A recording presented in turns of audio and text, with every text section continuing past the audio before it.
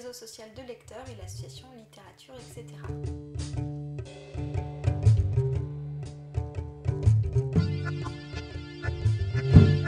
Dans le premier métier, je suis community manager pour un réseau social de lecteurs qui s'appelle leapfly.com, et là en fait j'anime la communauté constituée majoritairement de grands lecteurs, parmi lesquels des bibliothécaires.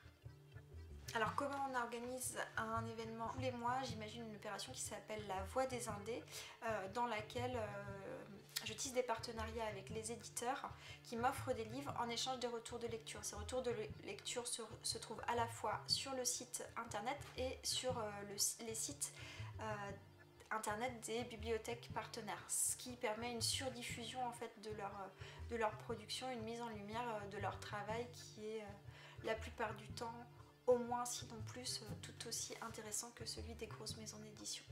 Donc je suis aussi la créatrice et l'organisatrice du festival littérature, etc. qui a vu cette année, en 2015, sa 5e édition. Littérature, etc. est née en 2013, au départ simplement avec l'envie de faire circuler une littérature dans la région qui était pas nécessairement mise en avant. En tout cas moi, les auteurs que j'aimais n'étaient pas nécessairement invités, donc je trouvais qu'il y avait quelque chose à imaginer sur l'ensemble de la région et au départ surtout la métropole, et une manière aussi en fait de parler, de communiquer sur cette littérature, de parler de cette littérature qui change un petit peu. Et en 2013, quand est né le premier projet qui était Littérature Love, etc., en fait le concept de chaque édition c'est de prendre un thème fédérateur qui intéresse tout le monde ou n'épargne personne, et à partir de là de tisser une programmation. Donc je tisse une programmation, j'invite les auteurs, après il y a tout le côté logistique, organisation, communication, et puis jusqu'à la réalisation, c'est-à-dire les lecteurs qui rencontrent un texte. En 2016, le thème de l'édition était l'apocalypse. L'idée c'était en tout cas que cette idée de fin qui est hyper présente en fait dans le cinéma, aussi les grosses productions, la littérature, elle était aussi assez partagée, comme si on arrivait à la fin de quelque chose, et c'était dire en fait que la littérature, les textes qu'on aimait pouvaient apporter quelque chose de plus à cette idée générale. Et après, en tout cas tout le message du festival c'était aussi de sortir si possible de notre égocentrisme occidental et de dire que la fin, ça pouvait aussi être le début d'autre chose. Finalement, c'est la fin de quoi l'apocalypse? C'était ça la question du festival. La différence entre un festival et un salon est hyper importante, c'est-à-dire qu'un salon est basé majoritairement sur l'idée d'un échange commercial.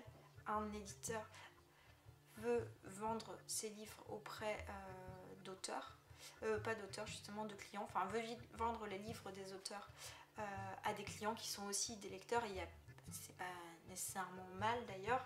Le festival n'est pas basé en fait sur le pouvoir d'achat, c'est avant tout un texte via la lecture qui rencontre des lecteurs et des auditeurs. Le freelance, c'est simplement être à son compte et non pas employé, et avoir des clients plutôt qu'un patron ou une patronne.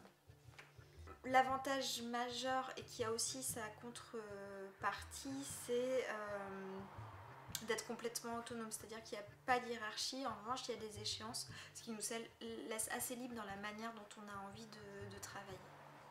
Alors pour littérature, etc., boulot dans lequel je suis moi-même freelance, oui, je travaille avec beaucoup d'autres gens, même si on n'est pas une équipe au sein d'une entreprise. En tout cas, le projet mobilise différentes compétences avec un graphiste, un imprimeur, des comédiens, des intermittents du spectacle qui sont plutôt du côté de la vidéo, des techniciens, des musiciens, les auteurs en fait. Enfin voilà, je travaille avec plein d'autres personnes, parmi lesquelles des prestataires.